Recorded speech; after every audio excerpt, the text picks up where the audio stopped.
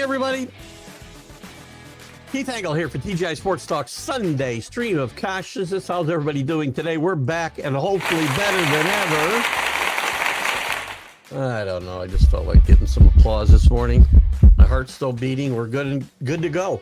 Hopefully everybody's having a great weekend. Been a little warm here in the Northeast, but a little break in the humidity today and maybe a break in the thunderstorms that we've had pretty much every day for it seems like 2 weeks. But we got a lot to talk about today. We welcome everybody watching on the McGrath Podcast Network, everybody on Facebook, YouTube, Twitter, wherever you might be watching this.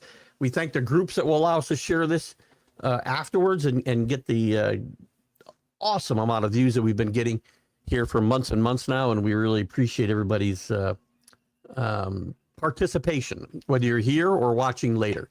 But everybody who pops into the show today, we welcome you to comment. It's your show. And we want to point out some of the groups at the bottom. You see our favorite groups, John Gonzalez from the Sports Authorities, America's Pastime, Greg Rawlings, Flo and Can from Bottom Line Sports, and Christopher.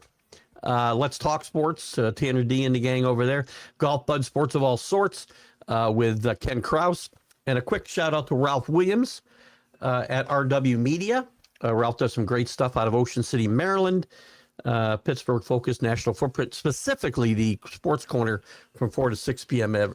Eastern every Tuesday with Smoke and Jim Frazier, and Taylor Phillips at the Michigan Sports Truth podcast. We welcome him, and he's been very kind in sharing the show and popping in. If you're there, Taylor, we would say good morning. We got a lot to talk about today. I'll run down a couple of things, but remember, it's your show. Major League Baseball.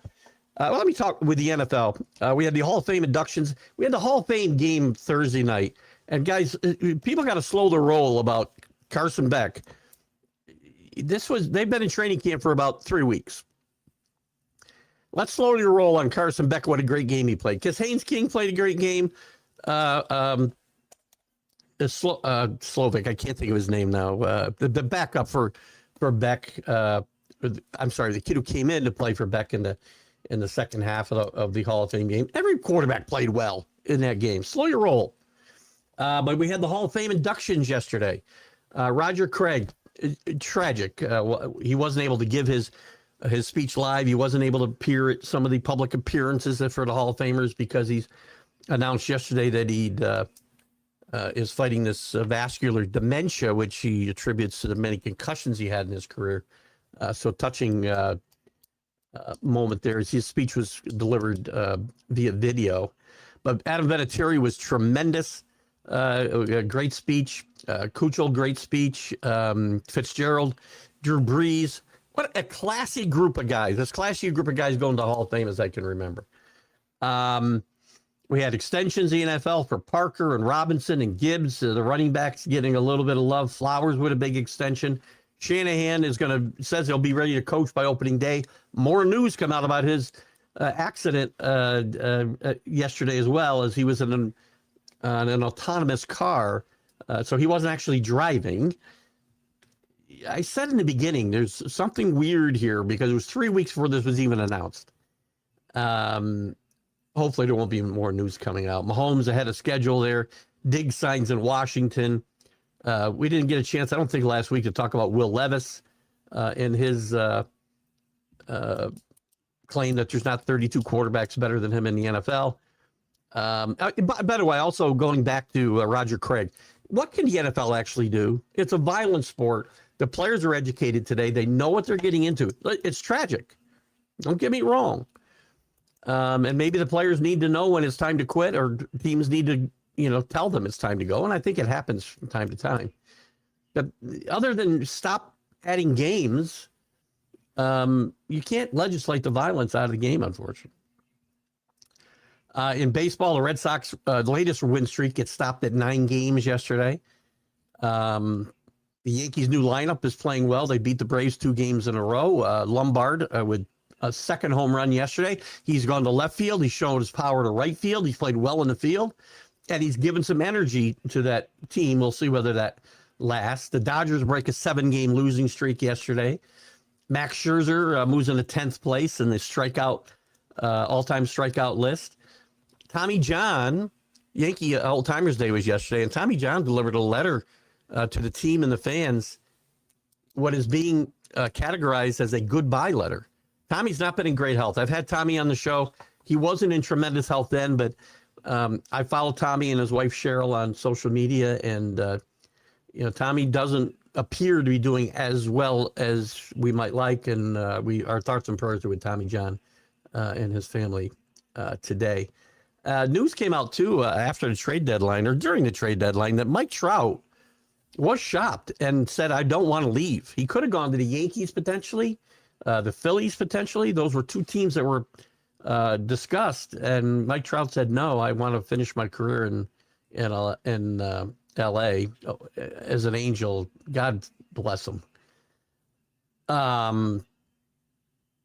The White Sox retire Ozzie Guillen's number 13 yesterday. Pete Crow Armstrong. Listen, I got beat up for some things I said about Pete Crow Armstrong on Friday, and I'm standing by it. I'll double down. I had people tell me when I posted the clip of berating Pete Crow Armstrong for his view of Babe Ruth. Maybe he was joking when he said he didn't think Babe Ruth existed. He was not joking, and I'll show you a clip at some point today if you like. When he said that, guys were basically throwing underhanded, and that's why he hit all those home runs. I'll have a little clip with Mad Dog Russo and the clip with Peter Crow Armstrong.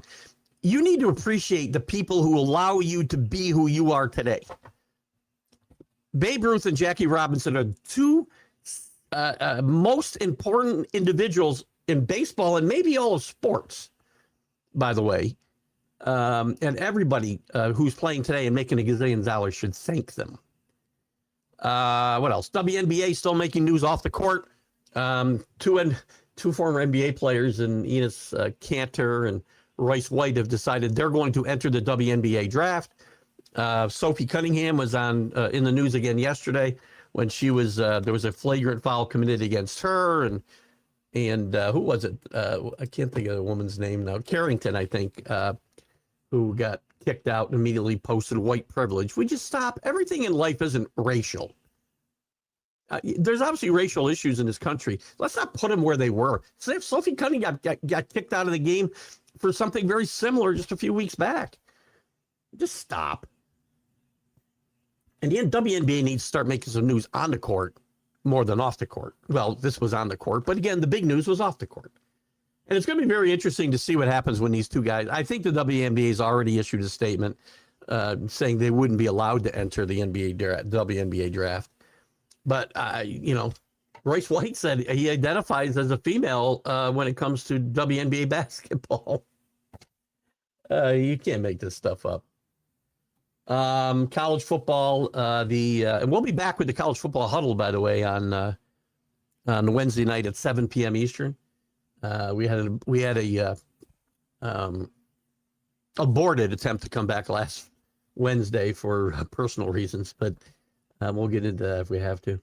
The biggest news right now today, or this week right now, is the Senate or Congress has pushed off a vote on their college football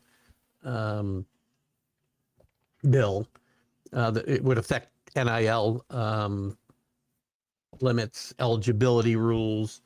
Also, part of this bill could be limiting the number of teams that can be in a conference to 19, which might prompt another round of realignment. It might also prompt Notre Dame to have to join a conference before they're not able to at all. But listen, that's just some of the stuff going on, guys. It's your show. Let's have some fun this morning. What do you say? Good morning, CA. Good to have you with us. CA, how are we doing with the college football, or the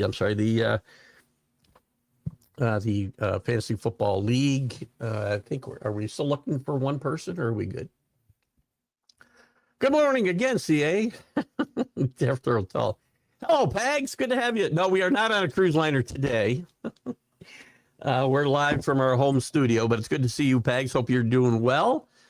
You are everywhere, my friend, and it's good to see you here this morning. You can give us an update if you like on your Phillies.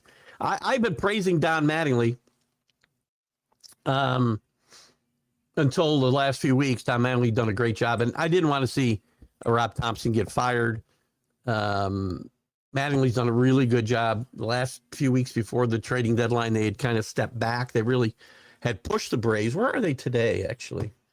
I know they're like 5-5 in their last 10. Oh, Jesus, I just lost everything. That's great. Well, we're going to have to wing it here because all my little notes just disappeared. We'll figure it out. Don't worry. Philly, 6 games over, 8.5 back now. They've got to close as 3, I think. But at the trade deadline, they've had to realign their whole team, or their whole defense, not their whole defense, but to make room for trade acquisitions. Harper has had to go back to the outfield, and obviously Schwarber can't play out there. But they got Araza, however you say the guy's name for the Giants, to play first base. And they're 5-5 in their last 10. So listen, I like this Phillies team, but after the top 3 pitchers are a little weak, and they're really strong, by the way, with their first 3 pitchers. Sanchez is the first guy to win. Christopher Sanchez is the first guy to win 15 this year. He would have a reasonable shot at 20 wins, actually, which is unheard of today. So, but the Phillies, I think, are still, where are they in the wild card race? Are they first or second? They're third now. They've fallen to third, tied for second with the Diamondbacks, who lost yesterday to the Dodgers. Also, the whole thing, and we had a lot of debate about it here on the show last Sunday about payrolls and whatnot. The Dodgers losing 7 in a row, and they didn't run away with the World Series the last 2 years. They won it, but they didn't. It's not like they, went through the playoffs and never lost a game. Payrolls, the 3 bottom payrolls in the league have better records than 2 of the top 5 payrolls.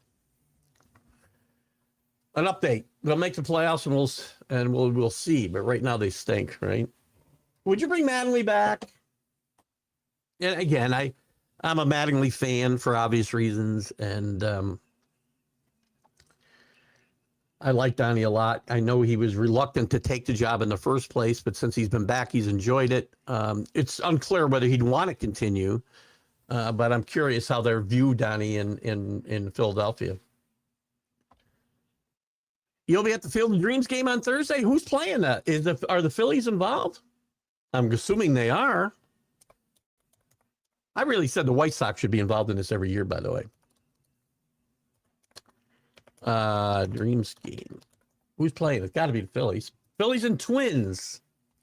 7:30. It's a really cool concept. I really like the Field of Dreams game. You're going to have a lot of fun out there, I think, Pags. And I look forward to seeing some of your reports from there. When are you heading out? Dryersville, Iowa. What a thriving metropolis, but it does have the Field of Dreams. And I do think the White Sox should be part of this game every year, though. Just me. It's okay if it's not. And there's been a want here I did say want. There's been our want here the last few Sundays. We're slow getting started with the comments, but they start to roll in here about 9:30 or so. I had a lot of fun, and I know there was no Eagles involved, so I'm assuming Pags wasn't at the Hall of Fame yesterday. But we had a really good, I thought, one of the classiest classes for the Hall of Fame in general. So Pags says no on Mattingly. He thinks there's too much connection with the front office. Well, Preston Mattingly, as we know, is the GM. I guess I can see, the reverse nepotism here coming into play. I think that was one of the reasons Donnie was a bit reluctant in the beginning to take the job. He was reluctant to take the job as the bench coach after he left Toronto last year. And one of the reasons he was reluctant to take the job was because Preston was there. And I think he got put into a tough situation because I think I'm actually pretty sure that Don Mattingly has a lot of respect for Rob Thompson. So I'm sure it was tough for him to replace his friend. And I think Rob Thompson is a great manager, by the way. Very good manager, maybe not great. I think Rob Thompson, I've said this many times, Rob Thompson should have gotten an interview and probably should, in my mind, should have got the job. And I said this long before he was the Phillies manager, by the way. Rob Thompson was the best man for the job when they fired Joe Girardi and hired Aaron Boone.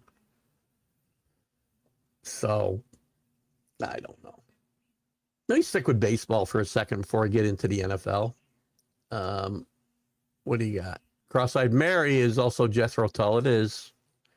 Mistake last week. Fantasy League is at 15, still one spot open. Okay, good. So for you guys who are paying attention out there, we do have one spot open in the fantasy TGI Sports Talk Fantasy Football League. I want to look here. You guys bear with me for a second. I want to see if we're live on my... Because this happened. We are not. I'll be a son of a gun. The problem... Oh, we are. Yeah, good. We're live everywhere. Tommy John... Yankees had their Hall of Fame game yesterday. And they played a 3-inning game. A lot of years they haven't even played a game recently, but it was fun to watch these guys. Mickey Rivers, probably the oldest guy playing yesterday. But Tommy John penned a letter to the fans and to the team, basically a goodbye letter. And it's very sad. Tommy John's a great Yankee, great Dodger, had a great major league career, just short of 300 wins. Obviously had Tommy John's in the Hall of Fame because of Tommy John surgery. Good grief. The elbow surgery, the reconstructive tendon surgery to God, what is it called? It's tough to get old. But he's there because of Frank Jobe doing that surgery on him. It'll come to me at some point. Maybe it's just Tommy John surgery now. That's all it's known as. But Tommy's been in ill health the last several years, and hopefully he hasn't taken a turn for the worse. I follow him and his wife Cheryl, as I said, on social media, and had Tommy on the show a few years back, and he'd had some neck problems at that time, but his health was fairly good. Otherwise, he's had bladder cancer, which I thought he'd beat, but maybe it could be a recurrence of that. Don't really want to speculate too much, but Peg's talking about the Phillies and Rob Thompson was good, but the team wasn't responding. Listen, at some point, you do have to make these types of moves. I think they were, 19 and 29 or roughly when they fired Rob. Look, he got a job because of the team needing a kick in the ass, right? Or a change, if you will, when Joe Girardi was fired. I think it was Joe Girardi that he replaced, right? So, thank you, Danny. Jesus, good grief, man. Good to have you with us, Danny, this morning. Out in L.A., so we've got L.A. covered. We got Philadelphia covered. We got Texas covered with CA. We got a lot of the country covered. We get Michael Gott in here. We can get the UK covered. Matt Ernst is here, another California boy, but a Yankee fan. Good morning, Matt. Good to have you with us. Let me give you the random Matt card today. I'm looking through them. Let me pull a card. Who are we going to pull today? Lou Piniella, a classic. Matt's always sending me cards. I got cards you can see. Some of them are on top of the pictures behind me on the wall. I had them decorate my Christmas tree down here this year. And we still got another whole stack that he just sent me. All Yankees and Patriots. We love Matt. Thank you, Matt, so much. Good to have you with us. Matt, did you catch Yankees Old Timers Day yesterday? Kind of a fun game. It's funny. There was a time, a long time, where all these Hall of Famers were much, much older than I was. And now, as I'll be turning 66 next Saturday, I am now older than nearly every player that played in the Old Timers game yesterday, outside of Mickey Rivers. There was a couple of interesting father-son things in Yankee Stadium yesterday with Weathers Ryan Weathers and his dad, Cody Bellinger and his dad. Their dad's playing in the Hall of Fame game, so it's kind of cool there. I was trying to think. I thought there might be one other connection, but it's not hitting me right now. But Joe Torre was there. Those 90 Yankees were well represented yesterday. So it was fun. Again, guys don't do a lot of hard running, and there's a lot of misplayed balls, but it's fun to see these guys play. And O'Neill and Frazier were mic'd up, so it was kind of fun. Bobby Mercer was always mic'd up. For years, Bobby Mercer was a guy mic'd up on the field, and he had so much fun with that. And I miss seeing Bobby. His wife, Kay, I don't think was there yesterday. Maybe she was. Diane Munson was there and escorted out on the field. And it's always right around the time of Thurman's death that they have the old timers game, usually, within a month or so. It's always an emotional time. It's an emotional time for me. It would have been a week ago, and I didn't mention it last Sunday. Mostly because I just wasn't up to it, because shockingly, in my mind, I'm 66 years old. I'm still affected by a guy I never met, his death 47 years ago. So we do have our hometown covered. Thank you, Rick, up in, Perth graduate, Amsterdam resident. Good to have you with us as always, Rick. Allner, yeah, I knew it was something like that. UCL. Danny's the resident doctor here. Danny might have had that surgery. I don't know. You found a Brady rookie card. God bless you, Matt. Check that out.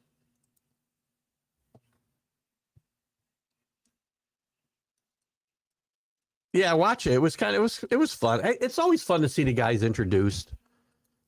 Old Timers Day, again, I don't even know if all these teams do Old Timers Day anymore. I don't know. Everybody used to do an Old Timers Day. And it's a tradition that's kind of gone away. Even with the Yankees, it's gone away a little bit. You used to play against the team of Hall of Famers or significant opponents, even National League teams, when we didn't have interleague play. But there got to be so many Yankee old timers that they just started playing against each other. So, but it was fun. It was a lot of fun. I thought it was interesting too in baseball that a lot of chatter last week. And Pags, if you're still there, I meant to bring this up when you were here. There was a lot of chatter around the trade deadline that Mike Trout, the Angels were in conversations with several teams. I know the Yankees and Phillies were two of them, about trading Mike Trout, and Mike Trout shot them down. So I would expect Mike Trout never to get traded now. Obviously his best days are behind him, but he's still a pretty good ball player. And it's kind of sad that Mike Trout, if he's going to stay an Angel, he's going to go his entire career, without a championship. I think that's a pretty safe bet today. In fact, on the roundtable show this morning, we got talking about the greatest players, mostly in football, but greatest players in sports that never won championships. Mike Trout's one of them. Barry Bonds is in baseball, to me, is the ultimate guy. You can think what you want of Barry Bonds and his steroid use, but again, Barry Bonds was a Hall of Fame player before he ever touched a steroid. But Barry Bonds, to me, is maybe the greatest player in sports history that's never won a championship. Marino was brought up, obviously, to Fran Tarkenton. And I didn't mean, again, Rick, I don't think you commented, but I'm certainly not denigrating Fran Tarkenton when I was saying that he wasn't even, I don't think he's one of the top 20 quarterbacks. I think he's around 20. At some point, maybe we'll dive into that list, but we'll see.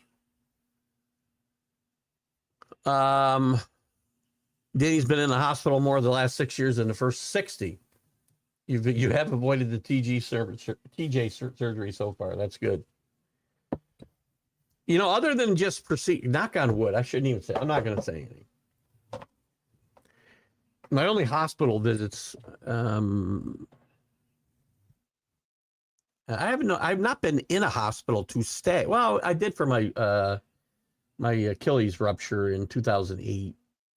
So in my 60s, I haven't had any major issues. I mean, I've been in hospitals for procedures, precaution or preventive procedures, pretty much.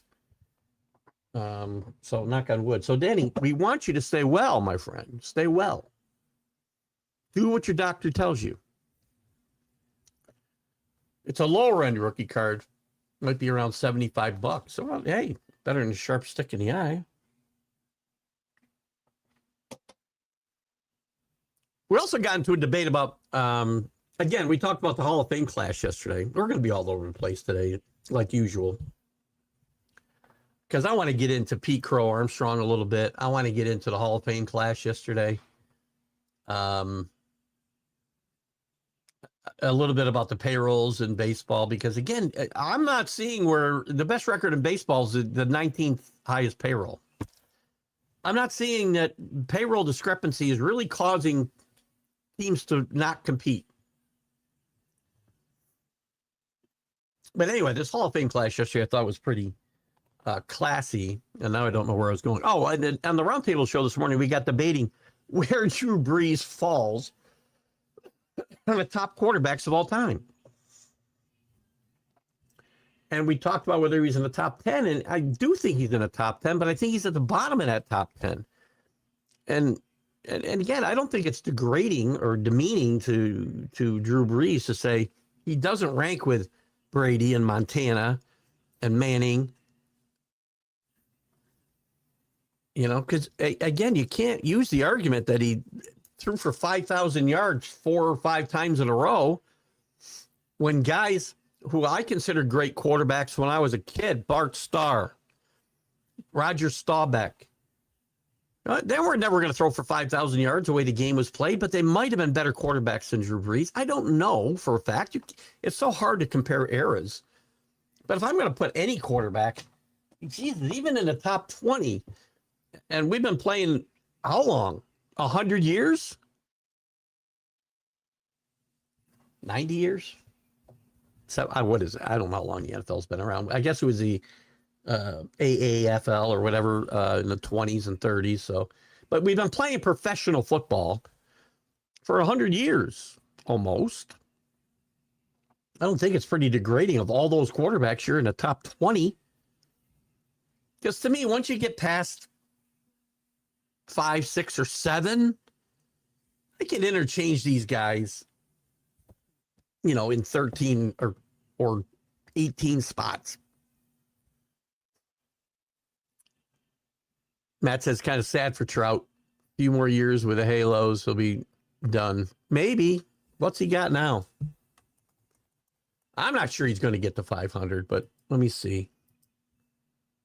I mean, he's 30. What is he? 34 years old now. I think he would have been a great addition to the Yankees, a great addition to the Phillies. But he wants to finish his career in an Angels uniform. Now, maybe in the offseason he changes his mind. He's 34. He's got 423 home runs. If he played 4 more years, he's got to average 20 home runs roughly. If he can play 4 years healthy, he should get it. If he can play 3 years healthy, he might get it. But the sad part is he's at 423, but his last 4 years are 18, 10, 26, and 19.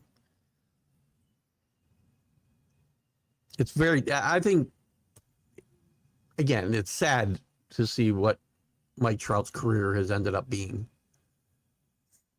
Not an Angels fan, but you have to love the dedication of a player that commits to one team for a career. Love that.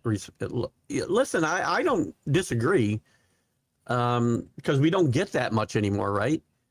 Jack talks about legacy players, right? And the fact that Pete Alonso should have been a legacy player for the Mets, meaning he played his whole career with the Mets. And there's a lot of guys like that. And we see a lot of guys towards their end of their career, similar to Mike Trout, who will accept that trade because they want to get a win. I got a comment, too, about going to a place to win when it comes to the NBA. Because Kevin Durant should shut up. But I do have respect for Mike Trout wanting to finish his career with one team, which I think will enhance his. He's going to be a Hall of Famer. To me, that's a no-brainer. But I think there's something to careers today because it happens so few times that guys will play out that entire time with one team.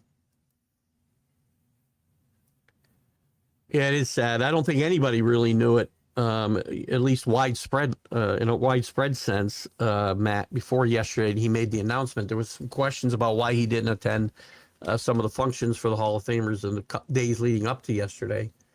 And that was answered when his video played, and it's very sad. And again, this is it's another thing. You know what can the NFL do about this? Roger Craig attributes this to the concussions that he had playing, and I don't doubt that a lot of these dementia, CTE, leading to whatever, right? The CTE stuff leads to a lot of other stuff, Parkinson's and dementia. But how are you going to fix it? Now, the NFL is a bit disingenuous because I'm not saying you should change the way the game's played, especially today. Decades ago, these guys didn't know the dangers they were putting themselves at risk for later in their lives. Today they do. Today they're educated. They know the risks that they're taking, and they're well paid for it. Now, with that said, you can't legislate the violence out of the NFL or out of football. You can't. It's not the game. That's what we want to see as a people. I'm sorry if that's people go to see big hits and stuff like that. You can't take the violence out of the game. But the NFL is a bit disingenuous when they say that they're concerned about player safety, but they continue to add games. You went to 17 games. They're going to go to 18 games.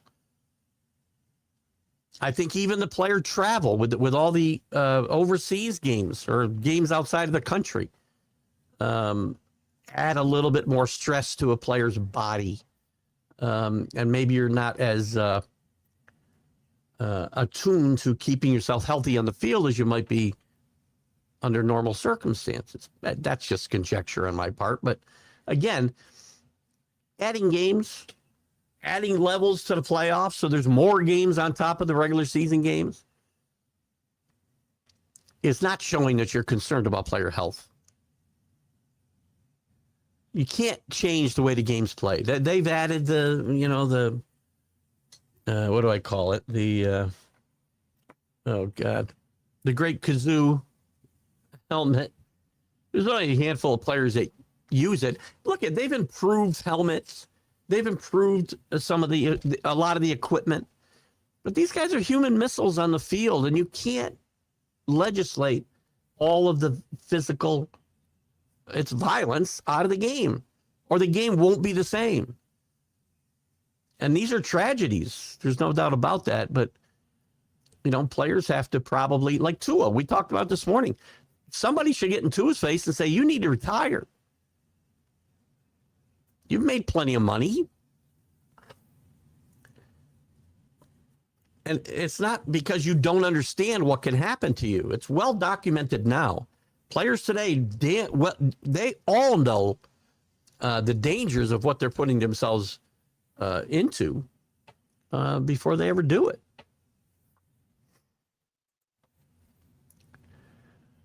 Trout. Jersey strong. It's a good one, JB. Jersey boy. He's definitely Hall of Fame bound. I mean, 5 years after he retires, you can book it. He'll be in the Hall of Fame. So true, teams were passing until late, not even late, late 70s into the 80s.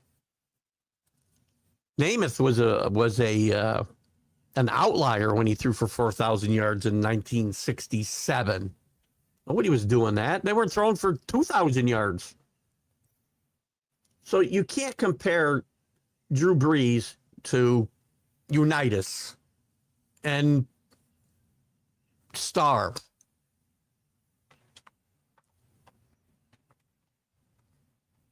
And that doesn't mean he's not a great player. Right? And I'm not even saying he's not better than those guys. I'm going to tell you, I think Elway's better.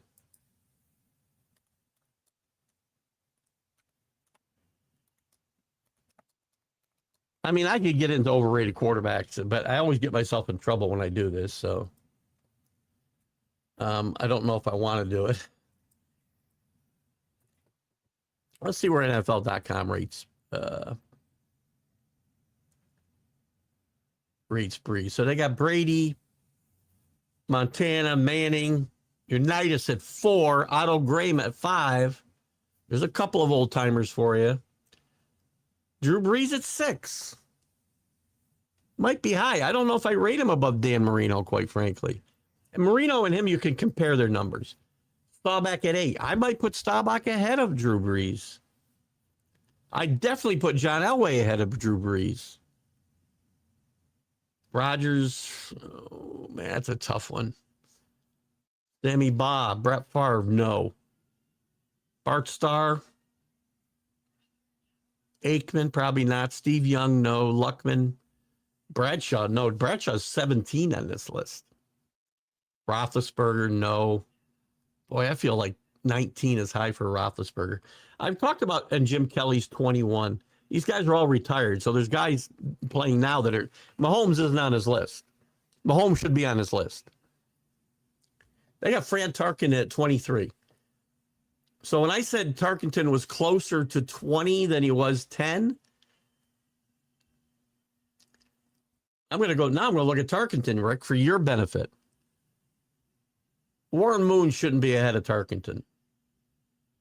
Jim Kelly, I think I'm okay with. Kurt Warner, I'm not putting ahead of Tarkenton. Roethlisberger, no. Russell Wilson, no. Bradshaw, no. I don't care about the 4 Super Bowl wins. Sid Luckman, I don't know enough to say no. Steve Young, no. Aikman, I'm going to give you Aikman. Starr was better. Favre, no. Sammy Baugh, again, I don't know enough. I'm going to put ahead of Aaron Rodgers. And that's probably it. The other guys I'm going to leave where they are. But that moves him up into like 17 or 16. Listen, the Red Sox have been ridiculous. I mean, they've won like 32 out of their last 38. Playing great baseball. And they still got, we talk about the Yankees and getting Judge and Bellinger back, hopefully. But they're going to get Crochet back. They're going to get a couple guys back as well. Sonny Gray's been tremendous there. He was going to get traded 3 weeks ago. So is Chapman. Red Sox might be the best team in the American League right now. If they can keep this going, if they haven't peaked, if this team that we've seen the last month and a half is a real Red Sox team, they might be the best team in the American League. Now, the Yankees have played better, beat the Braves the last 2 games, late magic on Friday night. Ben Rice has hit the ball really well the last couple of days. Big home run yesterday. Lombard with a couple of home runs this week since he got called up on Wednesday. But the Yankees still got some issues. The pitching has been tremendous.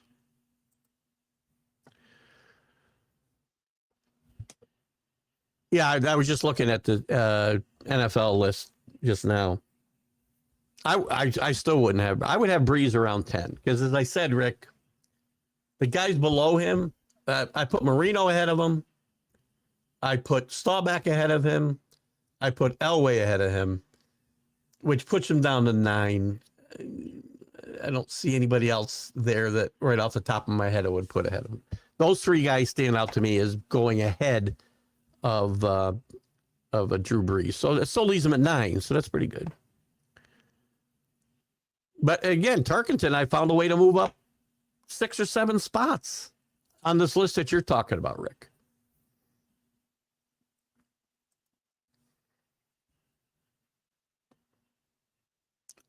Yeah, the great kazoo helmets that I talk about a lot. It's a tough sport, man. And it really sucked years ago, and it's only been the last 15 years or whatever ish that players really have known what they're getting themselves into. I mean, they knew it was violent. They knew that, but they didn't know what they were going to be putting themselves in line for down the road. And I'm not going to ever say football won't get abolished, right? I mean, we've had cyclical things where people will get up in arms and we need to abolish football and kids should never play football. And look at some of the former players are not allowing their kids to play football. And we don't see Pop Warner leagues the way we used to, which again, kids probably shouldn't. Just like young baseball players shouldn't be throwing curveballs when they're 10 years old. And other pitches, sliders, they should be throwing fastballs. That's it. Kids that are young shouldn't be playing tackle football, when they're peewees. But at some point, you've got to start. And I think if you're going to legislate the game and make it better, or safer, I should say, not better,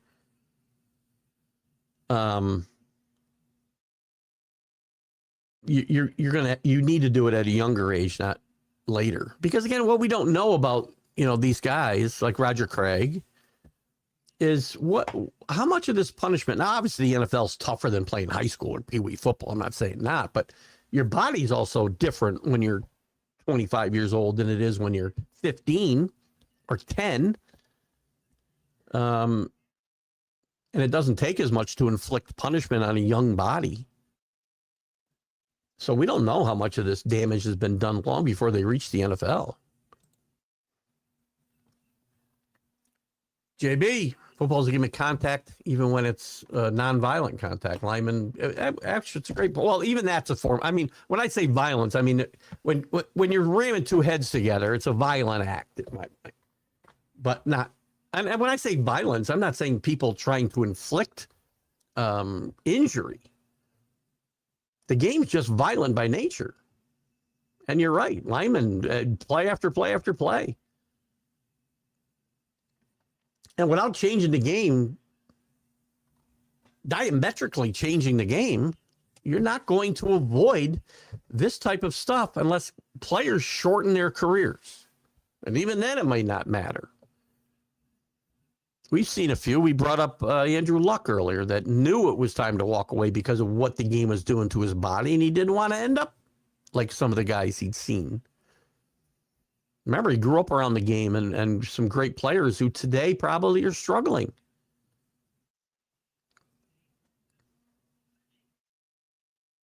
But again, you could change the game. People wouldn't watch.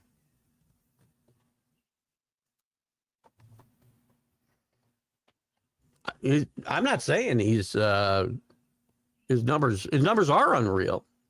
But again, the game's so much different. It's impossible. And you do say that here, it looks like. Different errors or different errors in the way the game is played. I mean, again, look at Bart Starr. Bart Starr never had a chance to throw for, 4,000 or 5,000 yards. The game was played differently, except for an aberration here or there like Joe Namath.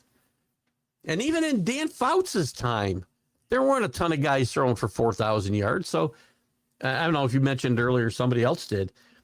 We was talking about the late 70s. Late 70s, there still wasn't a lot of guys throwing. They were throwing from more yards, and the passing game was picking up, but not like it was in the late 90s and on. The other thing about Drew Brees, think about history. Drew Brees is the guy, you talk about the butterfly effect, right? So Drew Brees is in San Diego and is a fine player. And systems matter too, by the way.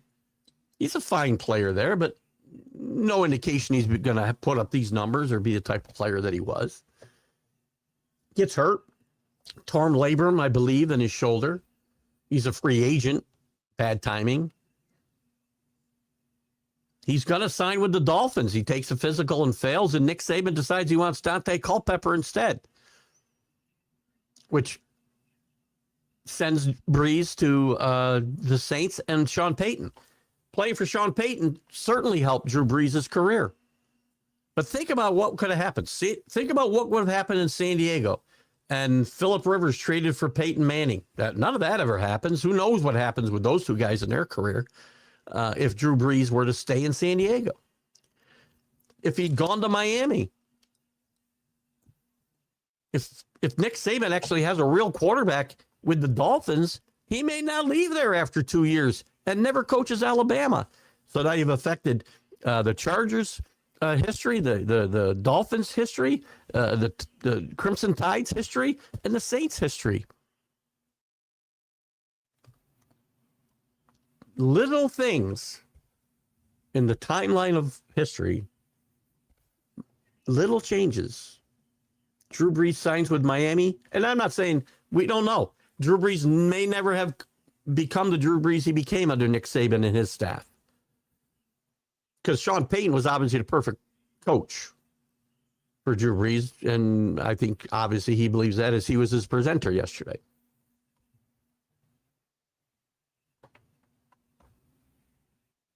The 70s quarterback that was always overlooked is Greasy. That's a good one too, JB. Greasy threw, if I'm not mistaken, Greasy threw the ball 7 times in Super Bowl 6 or 5, whatever it was, against the Redskins. Am I right or wrong?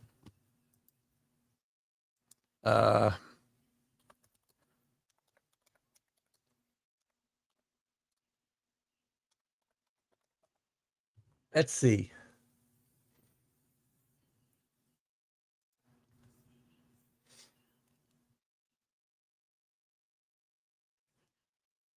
Yeah, let's see if I can I get this?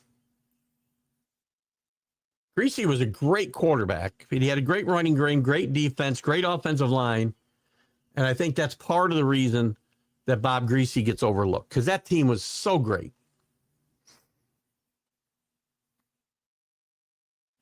I'm trying to get to these stats. I will get to them. But yeah, listen.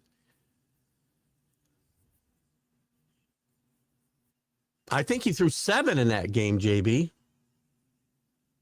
I don't know why I have that name in my head. I can't seem to get to the Pro Football Reference.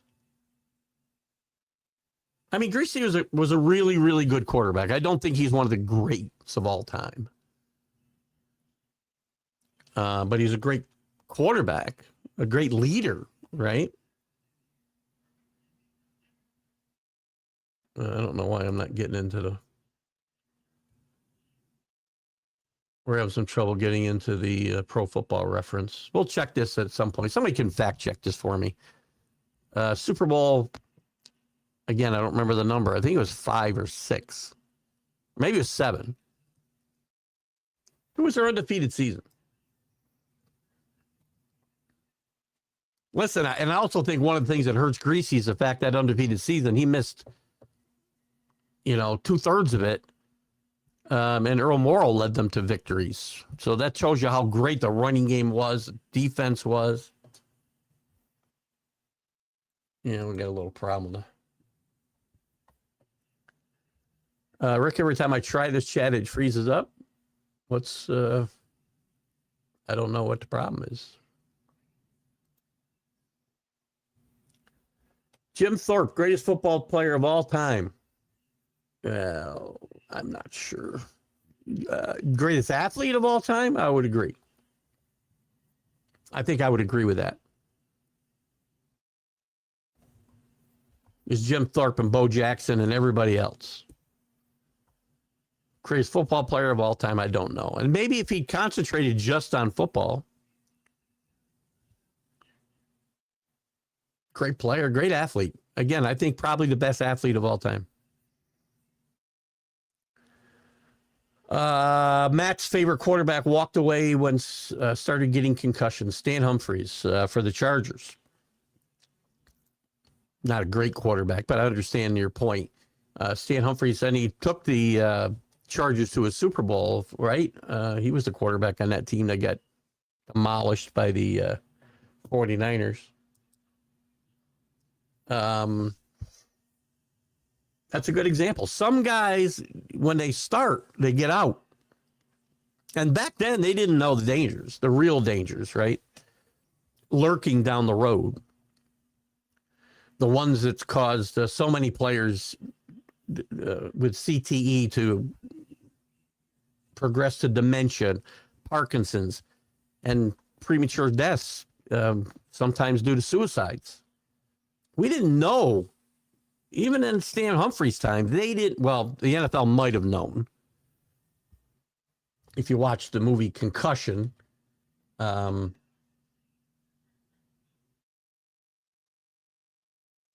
we still? We are. I think I'm having internet issues. Is what the problem is. Everything's been good with the stream, right? Let me try something here. We're good. I don't know. Excuse me. So, yes, we don't know what the NFL knew and didn't know. Just watch the movie Concussion and you learn a little bit about that. But now since that time frame when the movie came out and leading up to that movie, and the whistles were being blown at the NFL, players have been more educated and they know now the dangers much more clearly than the old timers. Where have all the good times gone? I definitely agree. And again, here's the thing, a lot of these guys, and we don't hear about the lesser known guys. There's a lot of lesser known guys that have suffered too, but again, they don't play quite as long as the guys who are really good. So maybe they aren't taking on the same level of destruction to their body. And I do agree that these guys, again, they all know the risks. And I think the guys that we've talked about from the time before they were as educated, I think they probably would have played as well. They're competitors, and they weren't making money. Not real money. In the 60s, they weren't making money. And you think the game is violent today, go watch some video. And I know you guys who are the same age group of me, or even a bit lower, are well aware of this. But go watch some old NFL films footage of the game in the 50s and 60s, 70s. Different freaking game. The stuff that defensive players would get away with, or offensive linemen even.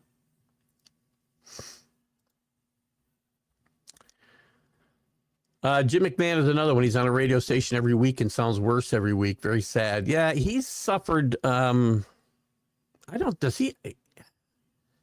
feel like he announced years back that he had something. Maybe he just got CTE.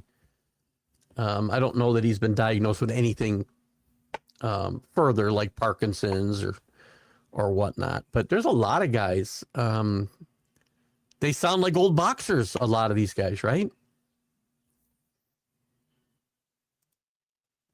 Got a lot of comments coming now, so I'll get caught up here, guys, at some point. How far behind are we? In about 7 minutes. Stick around, guys. If you haven't been here and haven't been part of the logistics, sometimes once we get discussing topics that are brought up in the comments, we fall a little bit behind. If you put something up, you'll see it on the screen, I guarantee you. Where's Chris F. Grave this morning? Chris, I don't want Chris to be mad at me because, whoa, hang on. I kind of denigrated the CFL the other day, and I hope he's not mad at me. This is the danger. I don't know where that came from. Anyway. But we'll get there. A few quarterbacks threw for 4,000 yards. Brian Sipe, Neil Bill Kenny. Come on. But, Lomax was after the Brian Sipe, Bill Kenny era, I think. Let me see if I can come up with. Quarterbacks to throw 4,000 yards. We go back in time.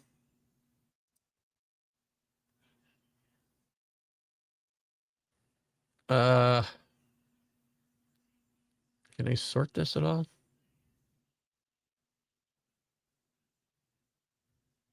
This is only giving me. That's four. I said 4,000 yards. Oh, I said 400 yards. Jesus. Let's fix this.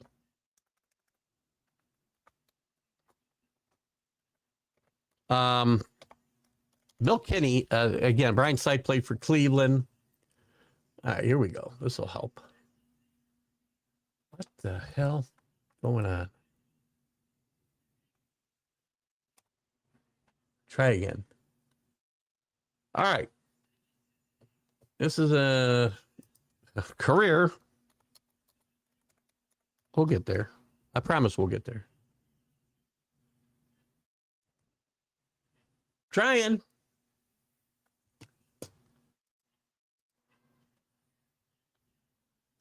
Come on, you guys. Help me out. Yeah, I'm not getting what I want to get here, guys. Season. Really good radio or TV, right? When I do this. Yeah, I'm not getting it. I'm not getting what I want. I keep getting a career. So anyway, I'll take your word for it for now, Matt. But I find it hard to believe Bill Kenny for the Chiefs ever threw for 4,000 yards. Bart Starr was playing 10. That's a good point, too. Playing 10 or 12 games a year in the 60s. That's another thing. But he also, again, he wasn't throwing for 400 yards a game. These guys would win games throwing the ball 12 or 14 times. But doing it effectively when they did do it. Greasy completed 8 passes. Completed 8 passes. Maybe that's what I was thinking about. I still haven't gotten into the Football Reference, so let me see. Miami Redskins Super Bowl. Super Bowl 7. I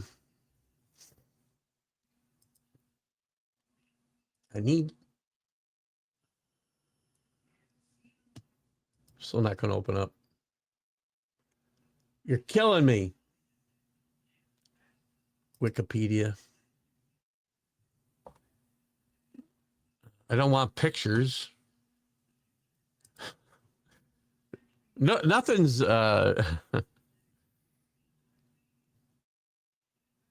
Oh, God, nothing's cooperating this morning. I tell you, it's just been an uphill battle all morning. Well, Greasy came back and replaced Earl Morrow replaced Greasy, who broke his ankle, and Earl Morrow played, I don't know, 10 games, and Greasy replaced him in the playoff. Didn't come back until the playoffs and replaced him, I think, against the Steelers.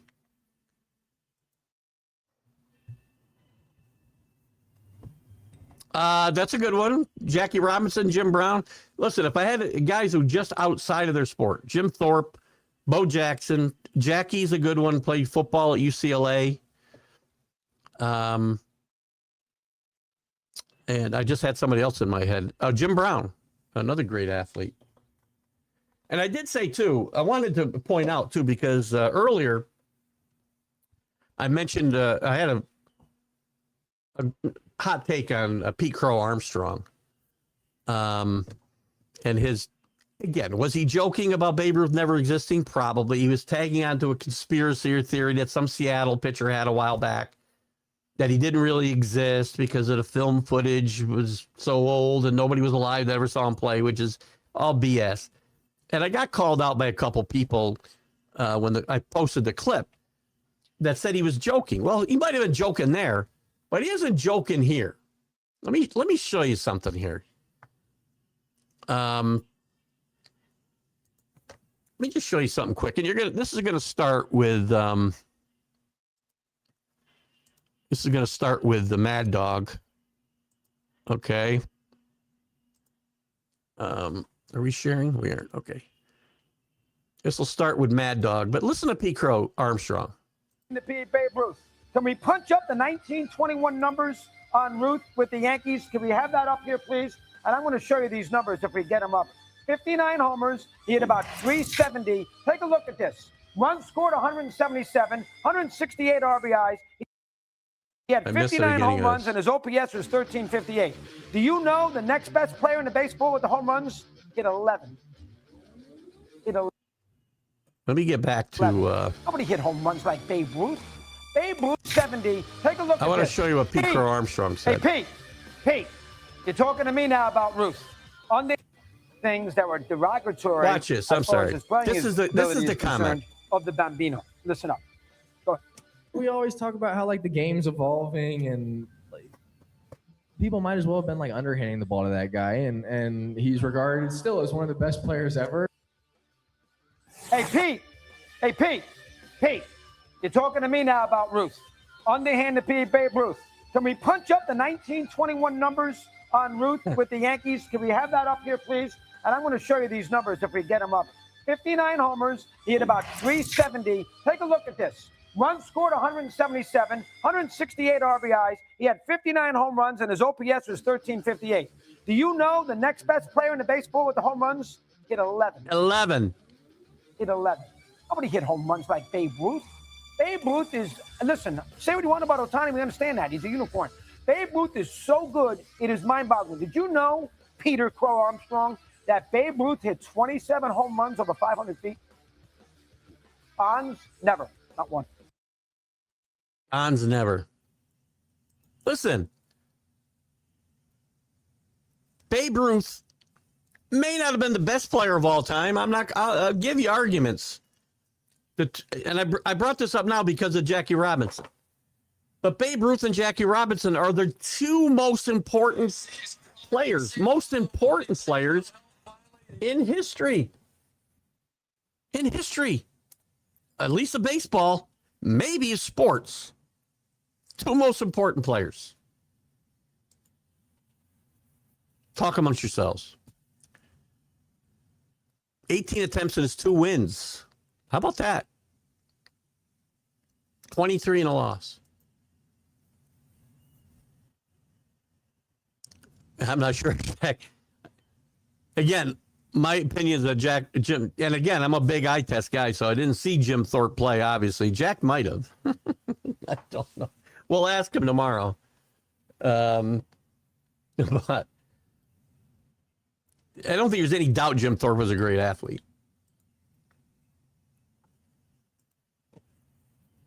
Can't watch concussion without tearing up. It is sad.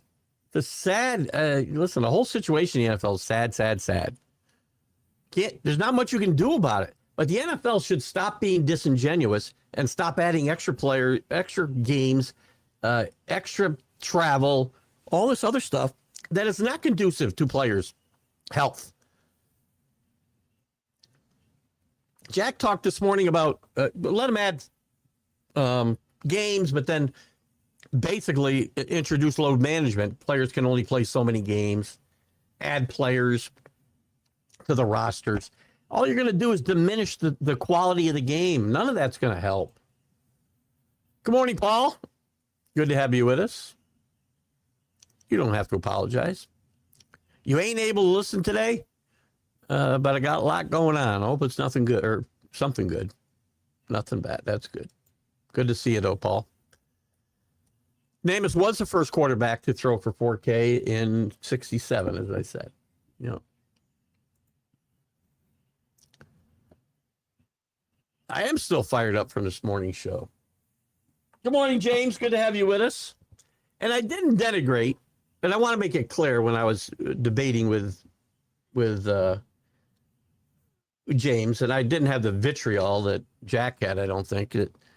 You know, I looked at the NFL, NFL.com, and there's a lot of different lists. Guys are going to be in different spots on these lists, right? Rick had shared it, and I also had pulled it up on my screen. They have Drew at 6, Drew Brees.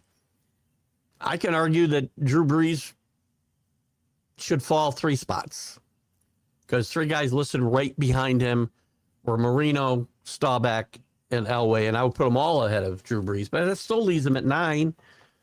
When I went back further than that, I really couldn't justify moving any guys ahead of him after that. My biggest point was, and I keep getting something playing here, and it's driving me nuts. Where the hell is that playing? Oh, it's right here. You know, sometimes I open up stuff on the computer and it starts playing. Ugh. So again, my biggest point this morning was the arguments with the 4,000, 5,000 yards and whatnot, to me, aren't really relevant unless we're comparing guys who played in the same era. I could put, and Marino wasn't really the same era, but I could probably put him in that conversation. But I can't compare the Staubachs of the world and even the Elways of the world, numbers wise, because the game was different then. That's all. Yeah. I mean, that's fair, right? I even moved Tarkenton up too, James, if you just joined us. Fran Tarkenton came up and I got him. They have him listed like at 23. And I didn't move a couple guys ahead of him down like Sammy Baugh, Sid Luckman, because quite frankly, other than numbers, I don't have a lot to go on. Other guys I saw play. And I moved him ahead of like six or 7 quarterbacks. So I've got him solidly in the top 20, pushing the top 15.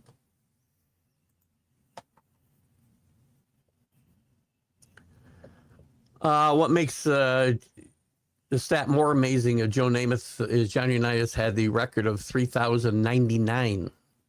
That's great. That's very similar to what we talked about with Babe Ruth, right? Guys weren't just breaking records. They were demolishing them. He breaks this record by nearly 1,000 yards. Actually, was Unitas' record, was that in a 14-game schedule or 11-game schedule? Dan Fouts did play in a 16-game schedule, I can tell you that. So he can't compare. I mean, Jesus, when Babe Ruth started hitting home runs, he out-homered the whole league.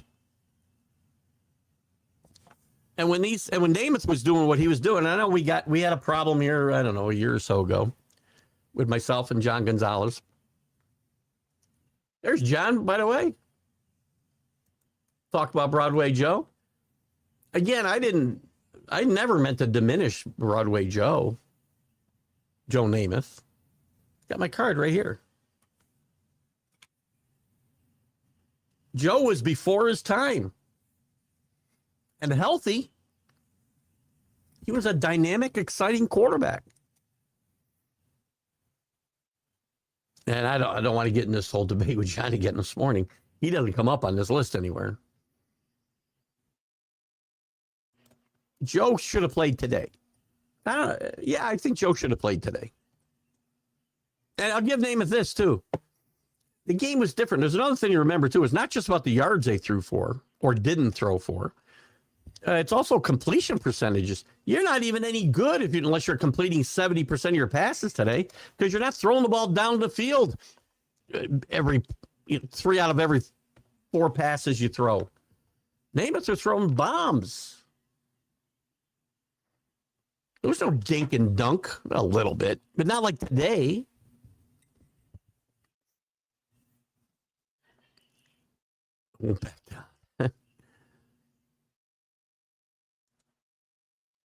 Listen, I got a lot of respect for Broadway Joe.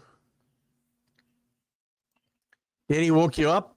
What, is he sleeping in the next room?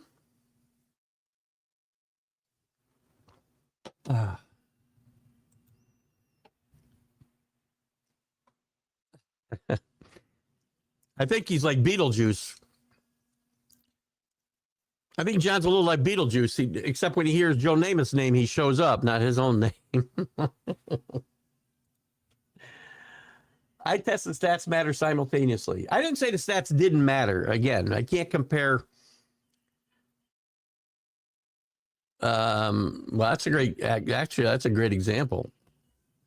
OJ averaged 143 yards per game and got 2,000 yards with no quarterback. listen, Joe Ferguson wasn't terrible. Actually, he became a pretty good quarterback. That year, he, I think, only threw, I don't know, 10 touchdowns or something. So that's a good example. And again, I'm not, stats matter. But stats you can also manipulate, and they can say whatever you want. The eye test is right in front of you. So, I mean, this is an example. That's a great example of where the eye test and stats converge, which I think is the point you're trying to make. In 1973, the year that OJ ran for 2,000 yards in 14 games, by the way, all you Jamal Lewis and Dickerson fans, he threw the ball 164 times. He started all 14 games. He completed 73 passes. Four touchdowns.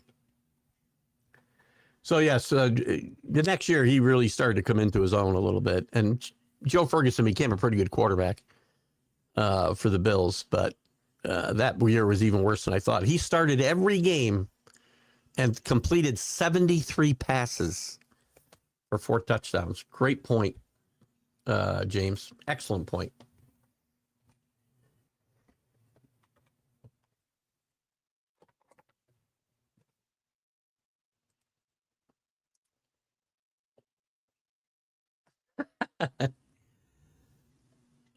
I thought Diaz was out for the year. Is Diaz back? So Danny thinks Dave Roberts can use the eye test and put Diaz on the bench until he can actually ready to relieve again. Just an opinion, an eye test from a couch potato. I didn't know it when Diaz was back. I thought he's out for the year.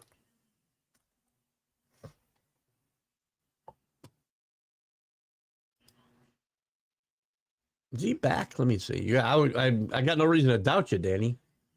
He's pitched 12 games. Yeah, he pitched he pitched 8-8. Pitched yesterday.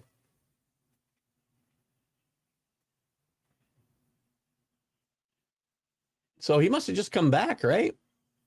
Wow. I thought he was done for the year. I wasn't going to get into the Dodgers with John here.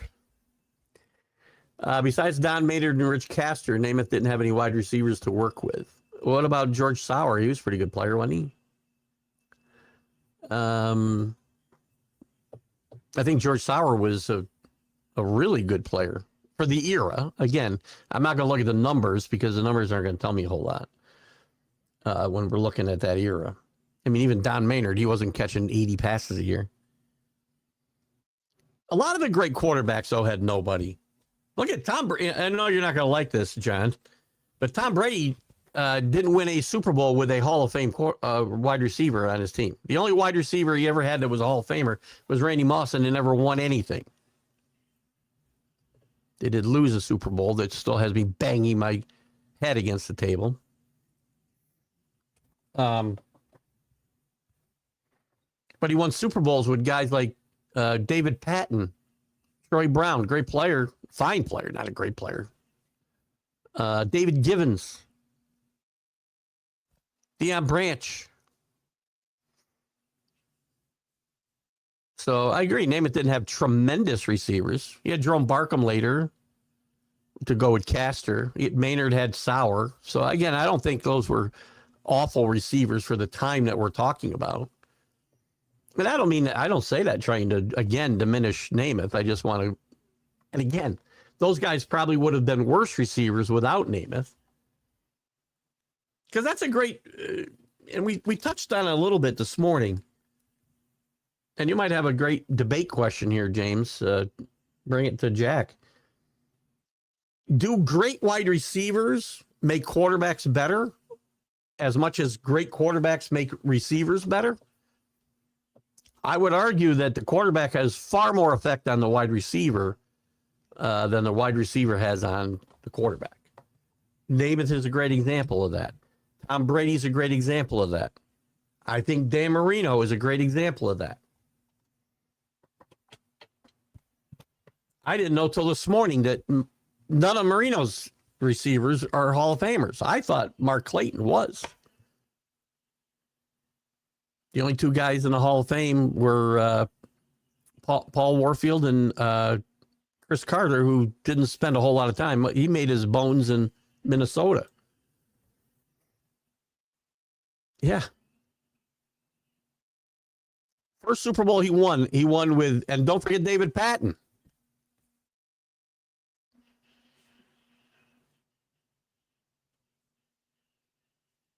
And again, people are going to brag Randy Moss, but he never won.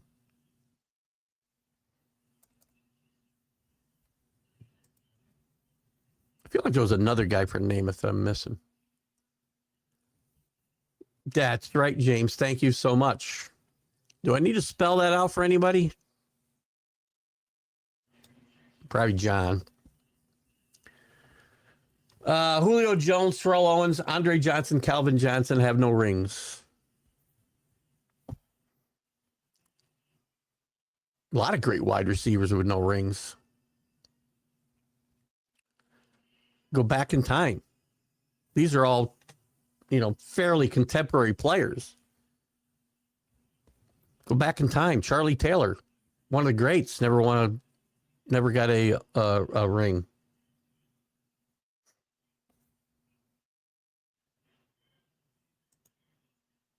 Andre Reed. Those aren't Hall of Fame players. Again, I'm not sure what your point is, as you only listed the names, Matt. But again, catch the frickin' ball, Wes, and the game's over.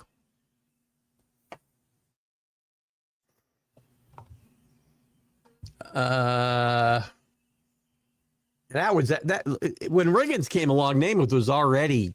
Again, I don't mean this in a bad way, John. It's kind of in defense of Namath. By the time Riggins came along, Namath was already a shell of himself, I think, because of the injuries.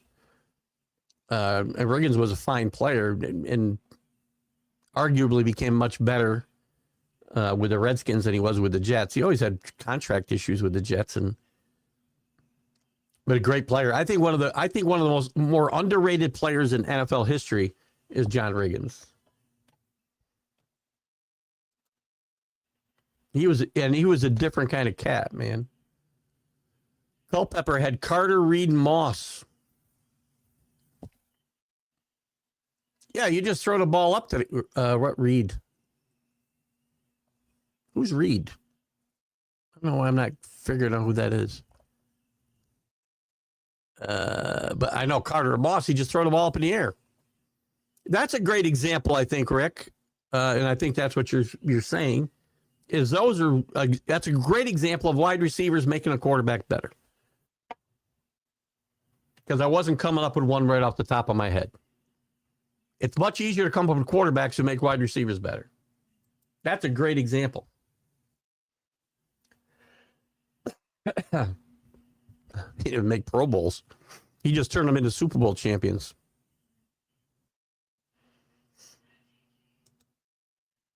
Jake Reed was with the Vikings.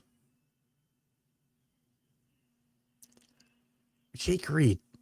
Why am I not following Jake Reed? Why is he not tracking? I'm worried about myself. And then he said that Miami team's kick, Zonka and Morris, we all needed, is all we needed to know. The Killer Bees. Killer Bees were later. Danny, that was a team that actually lost to the Redskins in the Super Bowl.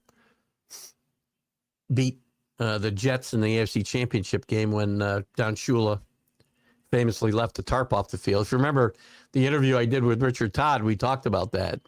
And he's pretty sure it wasn't a mistake. Yeah, Killer Bees were a really good defense. It's funny.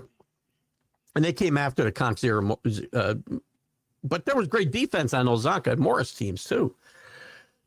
They had Manny Fernandez, they had Bonacani, Jake Scott, Anderson, tons of guys I'm going to just miss. And the ironic thing about the Killer Bees in my mind was their best player in that defense was AJ Dewey, who was not one of the killer bees. Why am I missing Jake Reed? Why am I missing? He played with a man. Why am I not usually pretty good with his stuff? Oh yeah, played quite a while. Played from 91 to 2002. 85 receptions, 72. That's 94, 72, 72. Was that the... That's before Culpepper. That had to be what, Wilson? Who's the quarterback on that team?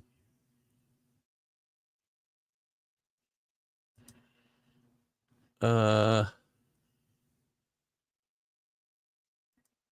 want to see. Oh, there we go. Oh, Warren Moon was a quarterback when he first came up. Yeah, his big years were under Warren Moon. Brad Johnson was there. Because Culpepper didn't play till after Randall Cunningham, right? That was 97? 99? What was that? 90? What was that great team that Minnesota had and they lost to the Falcons in the Super Bowl? Is that 98 or 99?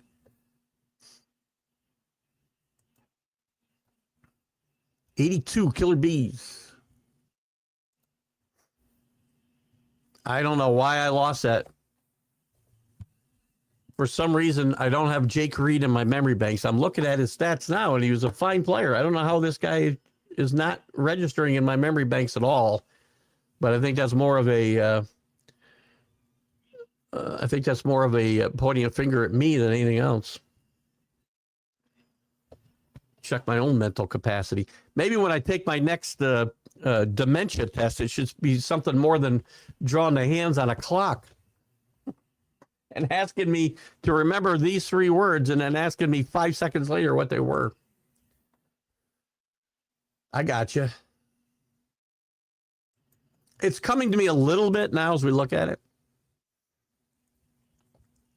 John Gonzalez, I'll tell you something. That September 72 regular season matchup, that was a tremendous game. I remember that at 12 years old. And I think Unitas didn't Unitas throw for like 470 in that game?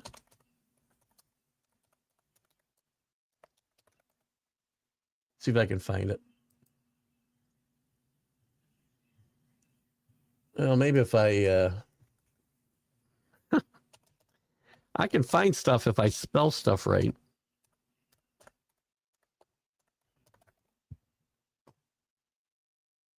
Shootout.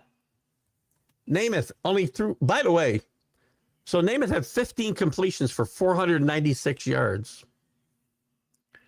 15 completions. That tells you something about the attempts and where they were, right, John? Namath had 26 completions for 376. And Namath threw for 6 touchdowns that day. They combined for 872 yards and 8 touchdowns.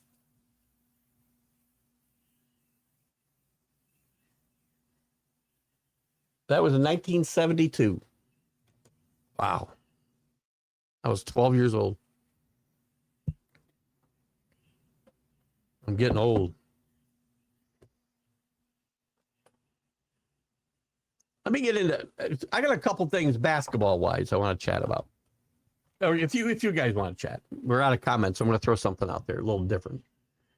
And we can continue talking football and baseball.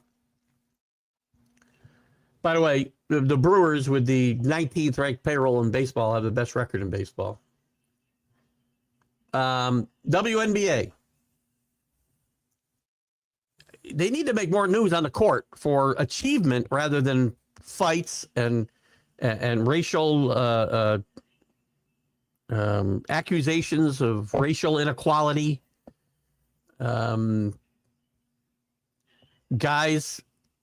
Enos Kanter, Freedom, who's still Enos Kanter to me, by the way, and Royce White announcing that they're going to declare for the WNBA draft next year. and just hypocrisy.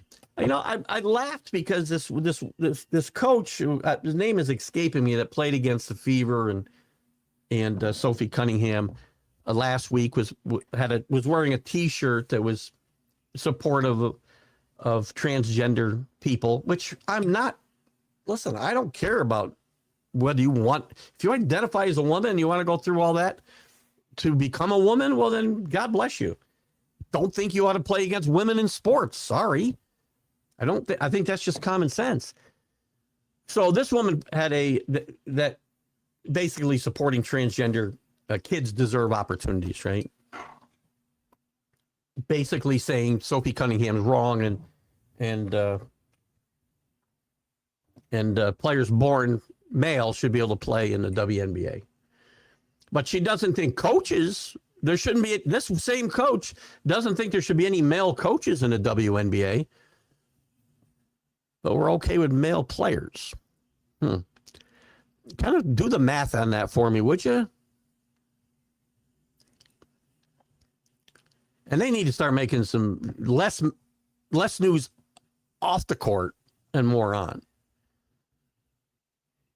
And also, while we're talking about basketball, Kevin Durant should just shut up. Kevin Durant this week, if you missed it, said that LeBron James was joining a team that was better equipped to win a championship than the one he joined in Golden State. I'm paraphrasing. Really? First of all, LeBron's bringing championships with him, Kevin. You didn't bring any championships with you to Golden State, number one. Number two, that Golden State team you joined had just won 73 regular season games. They lost in the finals I believe they lost in the finals to LeBron. So how's LeBron taking advantage? And Kevin, you need to shut up, because you never won a championship anywhere. In fact, you also, point number 3, you didn't just join a team that won 73 games the year before. You joined a team that beat you and knocked you out of the playoffs in 2 years prior to that. So shut up. LeBron bringing championships with him to Philadelphia. This team hasn't won in 33 years. My God. They did.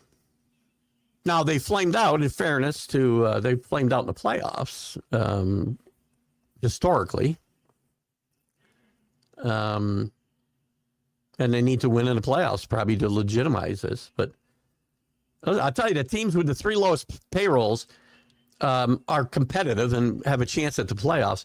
And they also have better records than 2 of the top 5 payrolls, the Mets and the Blue Jays.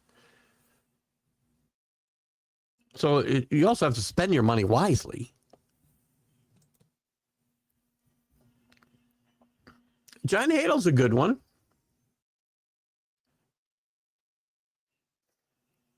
AFL did throw the ball a lot more than the NFL at that time, on the whole.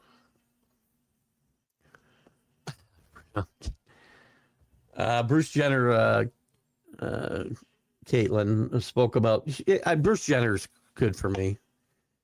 Spoke about transgender and yet took the Woman of the Year award. Go figure. No, I can't figure.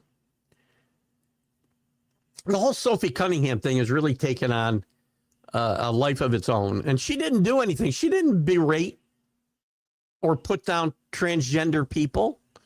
I'm not either. Do what you want. But I don't need to conform to you. You know? This isn't like a normal workplace. You shouldn't be denied work opportunities because you're were a man who became a woman, but you shouldn't be able to do a job that is meant specifically for women. And how are young women, or the young straight women, or at least the ones I come across, are in favor of this?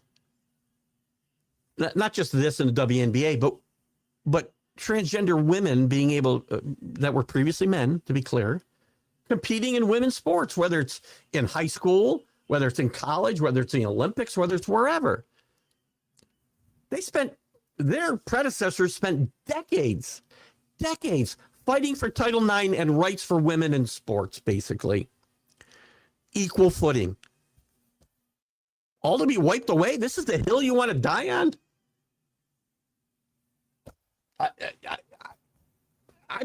I become speechless because I don't understand. Nobody can explain it to me in a way that I can understand it. My simple mind. Not Harvard educated. I'm not that educated. You can probably tell. But I'm not stupid. And I've gotten by on common sense most of my life. You can't, how do you, nobody can explain this in a way that I understand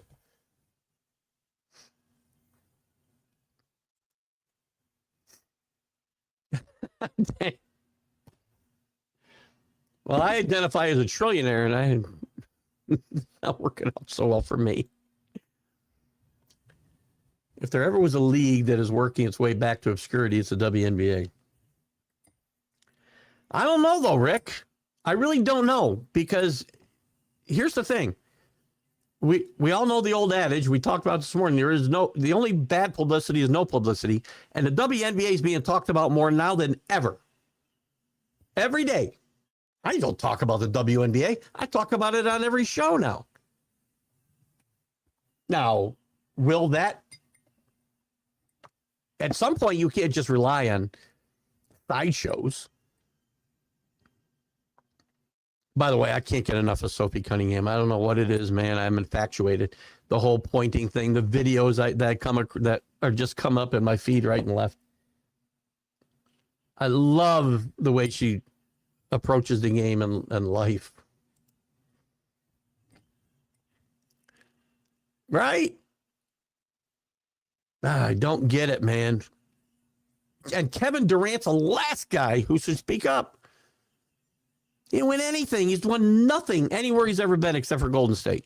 Now, he was a major contributor, without a doubt.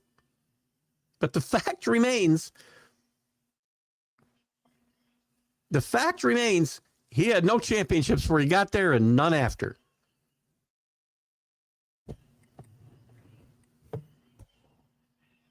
LeBron's won everywhere he's gone.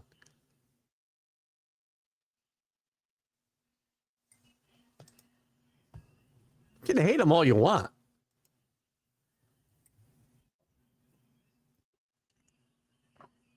A popular opinion, getting older is better than the alternative. 100%, CA.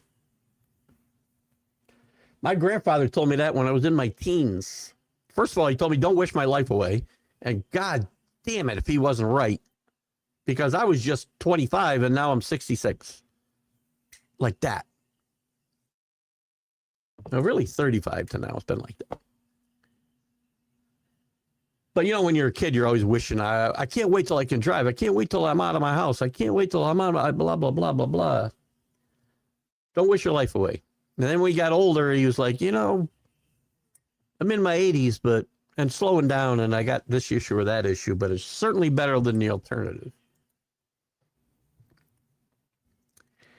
Danny, I think there's two different things going on with the transgender and the men's playing in women's sports. We break it down on the show to two separate issues. The WNBA is making it one issue, and that's not what Sophie Cunningham is saying either. They are two separate issues. They are. We're talking about transgenderism in the first, if that's a word, in the first place, and being able to play in WNBA is something totally different. I'm not making any comments about transgender people.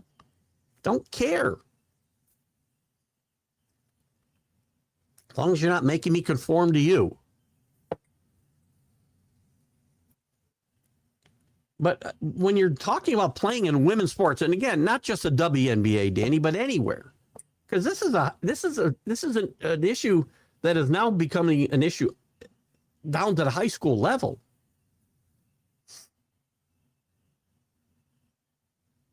And it's not getting any better. And to me, it's just common sense. Good morning, Neil.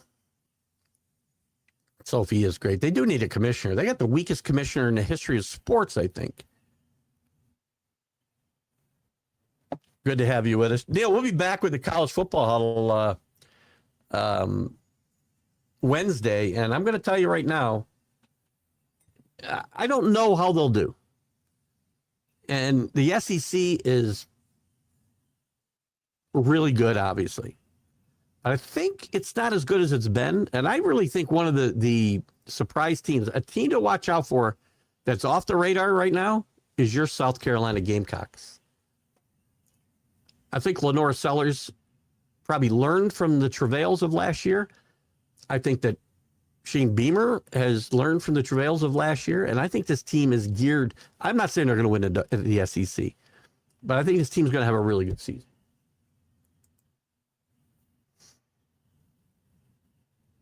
But are people watching and go, well, the ratings aren't horrible. The attendance isn't horrible. It's improved. Even the games outside of Caitlin Clark, and the ratings, again, relatively speaking, Rick. I think there's been incremental improvement in attendance and also ratings. Now, that's not universal in every locale. I think they've got some teams that are really weak, like any league.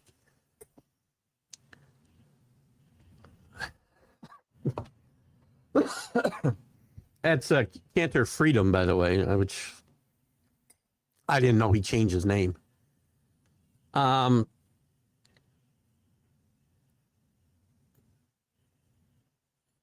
again, this is what I'm saying, is that this publicity has got to turn into success on the court, which in turn turns into success in front of the tube and in the stadiums. I still have my doubts.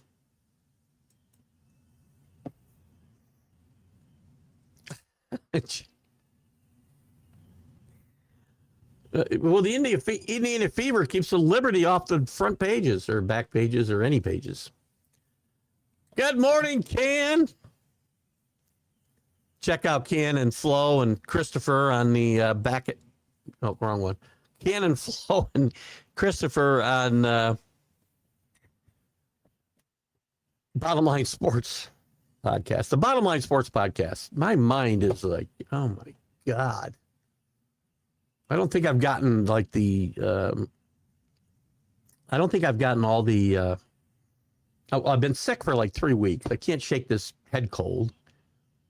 And I also had anesthesia on Thursday, and I swear to God, it's still like in my body.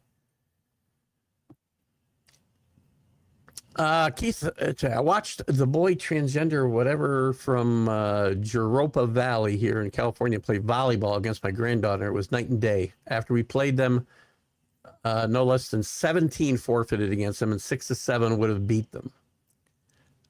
It was more so about women's rights.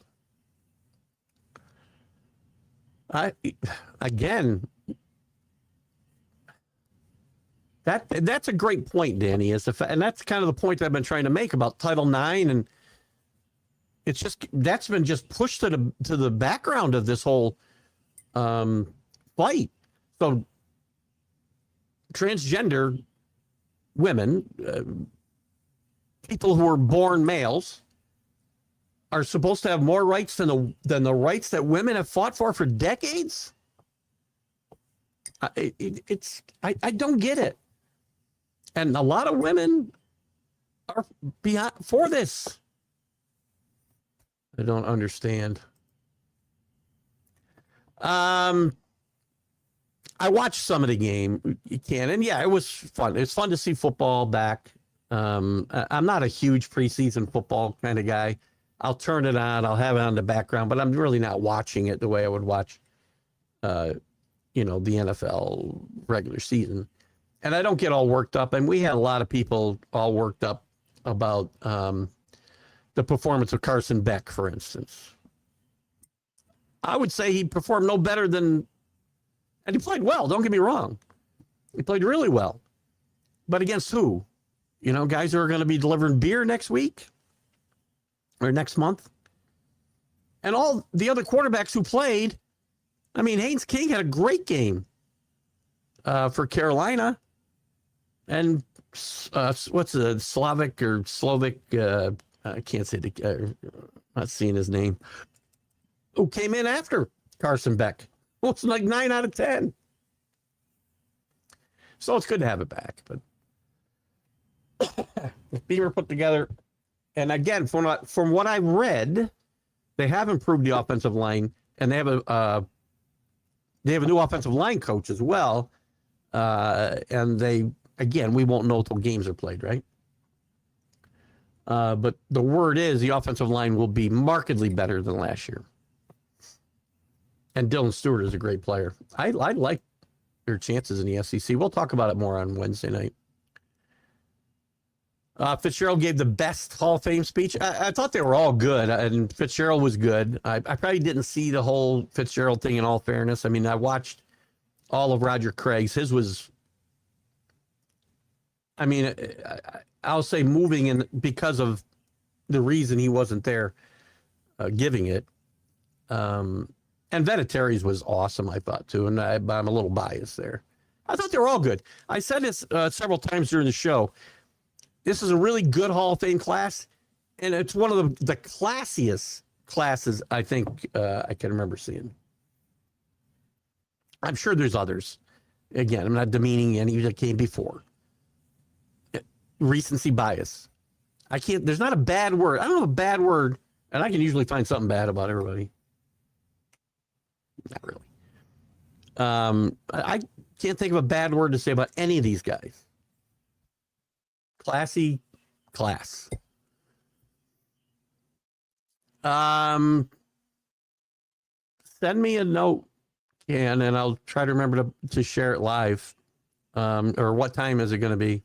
And I'll try to remember. I don't know what we're doing this afternoon, but I'll try to remember to share it. So check out the Bottom Line Sports podcast with Flo and Ken and Christopher. I assume Christopher will be with you.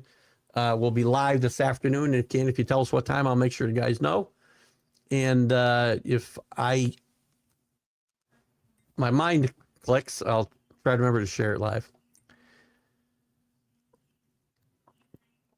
It was. I can make an argument. Haynes King. Listen, I said this to Jack Friday morning that of those guys that I saw play Thursday night, because I was a fan of his in college. Of under the radar guys, I can make an argument that at some point, and we won't know this till their careers are over, Haynes King might have a better NFL career than any guys I saw play Thursday night, and including some of the guys who were drafted before him in this current NFL draft. It may never happen. Listen, I watch, and you watch Carson Beck play a lot, John, last year. Rick saw Carson Beck play a lot at Georgia. He's a fine quarterback, but he goes into funks. He turns the ball over too much. He fumbles the ball way too much. And I don't think he's consistent enough. And I also don't like his demeanor a lot of times on the field. It reminds me a lot. I've said this a lot. He reminds me a lot of Jay Cutler, who was not a horrible quarterback, but not always the best teammate.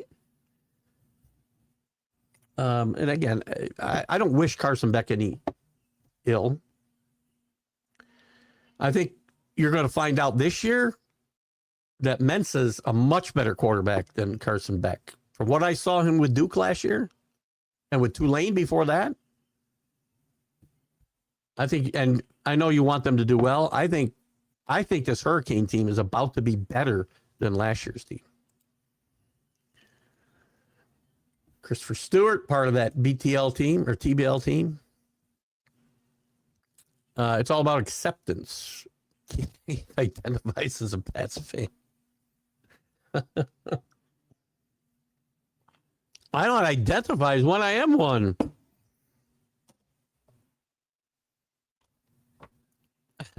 I think Royce, it was Royce, what's his name?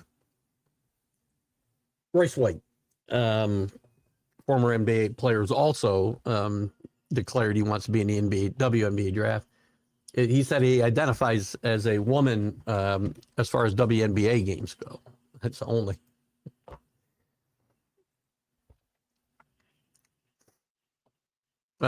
Niels talks about the Mountain West Conference was in disarray last year because of San Jose State playing a guy in volleyball. Listen, here's what I don't understand. I'm pretty sure that 75% of this country is in the same place I am, and most of you guys are, all you guys. I don't want to speak for everybody. But the WNBA and the NCAA, again, the WNBA is just part of the problem, Neil, for sure. Again, this goes all the way down to the high school level. How are the 20, and maybe I'm wrong about the numbers, but how are there 25% of the people who think this is okay and this agenda needs to be pushed? How do they get to control the conversation? Because of the weakness of, certainly the NCAA is the weakest governing body of any governing body in the history of sports.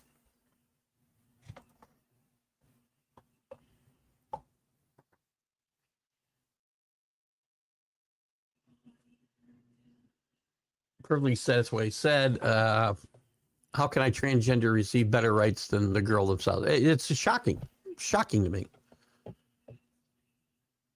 It's mind blowing when there's women that I have to have this conversation with that are telling me I'm wrong. Now, most of them are younger women. I don't come across a lot of younger women, but the ones that are in my life and peripheral of my life tell me I'm wrong. That everybody has rights like this. What?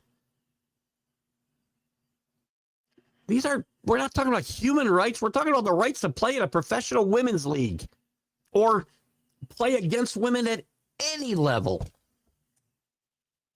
There's no competitive balance. You throw out the whole competitive balance. And the people that came before you that fought for decades to try to get themselves on an equal playing field with men as far as opportunities in college and pros and money to the programs. You're just going to piss away everything they did for decades?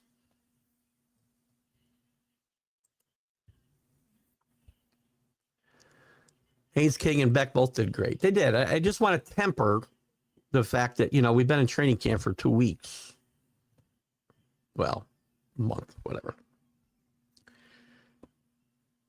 And they're not playing against the best competition. But again, they've got to play well in these spots or they're not going to get any opportunity, right? So I like Haynes King a lot. Hall of Fame shows you how stupid the Jets are. The Jets should have taken Beck. Oh, the Hall of Fame game. The Jets should have taken Beck and possibly King instead to take Cade Klubnik. I like King a lot. And again, I think King is going to show you, again, it may not be this year or even next year or the year after. But when all these careers are over, I think Haynes King has a chance to have, and again, it's all about opportunity and where you end up and systems and everything else, right? Location, where you are, makes a big difference. He has a chance to be better than a lot of guys drafted in front of him, including Ty Simpson, by the way. 6 p.m. Eastern, you go live. Okay. I'll try to remember that. I'll try to put a reminder on my phone, Ken. Christopher better be sleeping so he don't oversleep. Does he sleep during the show? Shambhala. Great song by a great group. Thank you, CA. That's the best reference of the day. Hey, Michael. I was talking about you earlier. Now we've heard from another continent, another country. Michael coming to us live from the UK. Good to have you with us, Michael.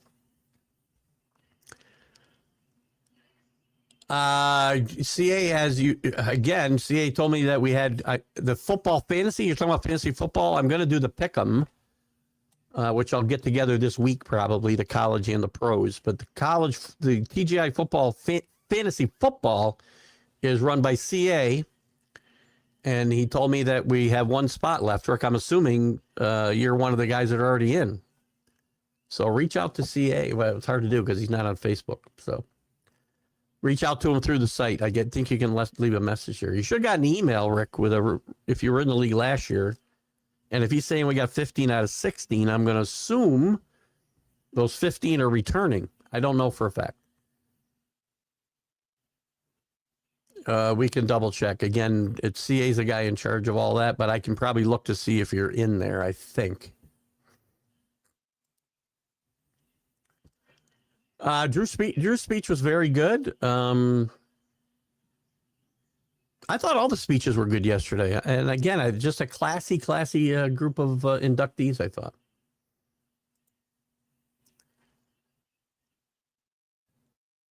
Well, we both said Lombard would be up. And I thought you said he'd play third base, but I said Lombard would be on his team. I didn't know. I did not predict where he'd be playing. And I have been a Volpe supporter in the past, but I think Volpe's going to make his mark elsewhere.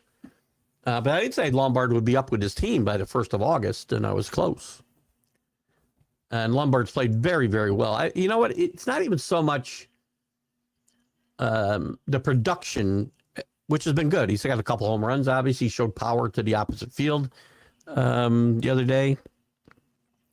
But he carries himself in a way that, and I think he's energized that clubhouse just a little bit. By the way, that won't last forever. that energy boost you get when you bring up a kid like Lombard won't last forever. This team needs to get Judge and Bellinger back at somewhere close to 100%, which is probably not likely if they're going to go deep into the playoffs. This pitching is so good. It's going to be such a shame if the Yankees have to go into the playoffs with this pitching as good as it is and not scoring runs to support it. But Lombard's been great for the first week, not even a full week. But I like him a lot. I like him a lot. I would not have traded him in any trade.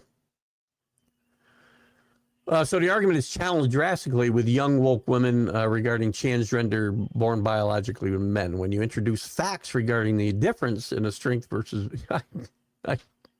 it's easy. For you and me, it's easy, James. For them, they don't... Logic doesn't mean anything to them.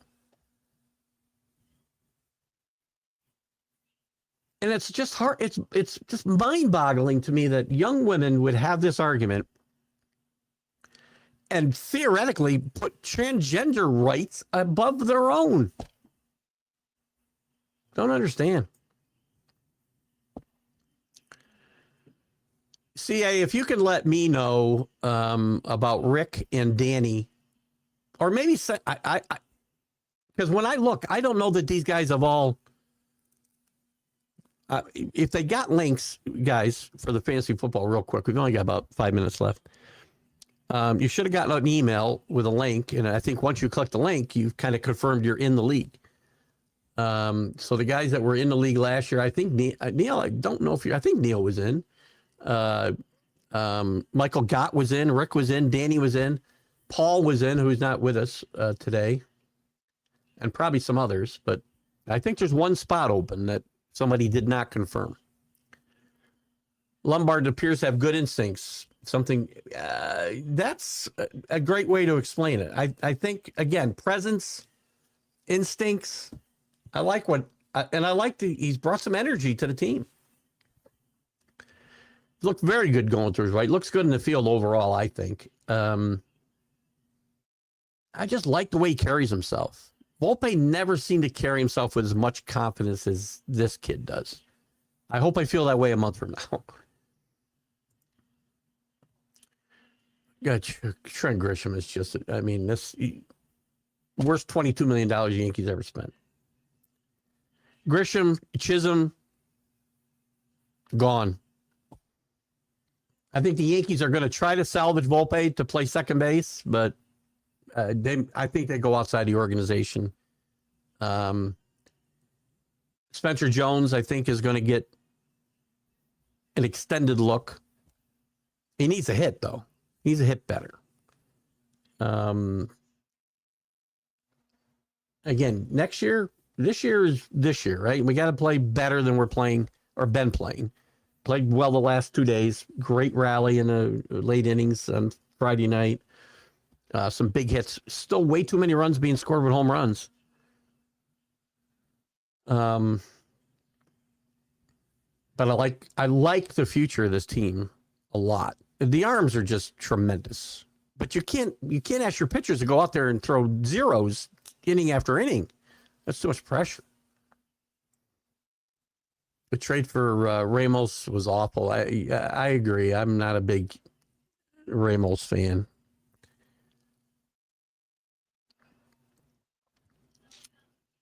I like Lane a lot. Lane a lot. I haven't really paid attention to Kent that much, but we'll find out. The prospects for a reason. I mean, this trade could end up being bad for both teams. Who knows? I'm not a big Ramos fan, though. I do like Garcia. You're going to have a tough time finding a place for all these guys to play if Stanton comes back, too. Good afternoon, Michael. Yes, Keith, all 15 in the league last season, one opening for offense and defense fantasy football league. We got one opening. So I'm guessing Rick and Danny, you are in. So make sure you get logged in and you can access the league. Spencer Jones should play every day. I think he should play every day as well until he proves he can't. Lombard is very fun to watch. You know, Volpe didn't energize this clubhouse or the play on the field the way that Lombard has. Again, it's only 5 days, but I think we should be excited about what the future will hold here. I'm not sure what he's got left either, but they're desperate, right? They got to have a guy that hits right-handed because if Garver's got anything left, he might give you a little bit more production than Wells, at least against lefties. I don't know that they can continue to sit on his 170 or whatever it is batting average today. Danny's in. John, you're not in, are you? Get in. Get in. All right, guys. Well, we've had a good show today. I'll be back tomorrow morning with Jack at 8 a.m. Eastern with Jack and Keith's Weekend Playbook, and I'll be back on Wednesday after the McGrath Podcast Network Roundtable Show. I'll be back live with the College Football Huddle. We'll talk about those Hurricanes. We'll talk about those South Carolina Gamecocks. We'll talk about Bill Belichick. We'll talk about a lot of stuff. Till then, you guys have been awesome as always. Have a great day. See you later. Bye-bye.